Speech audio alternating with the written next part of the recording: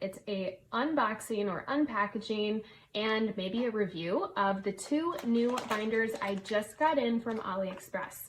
So both of these binders total, I think, cost me a little under $8. So I thought I would open them with you and try out the envelopes to see how they work. Okay, now that the loud part's out of the way, so this one is really beautiful. I absolutely love the color. It is like this chocolatey light brown and I am in love. I guess it's more of like a caramel color.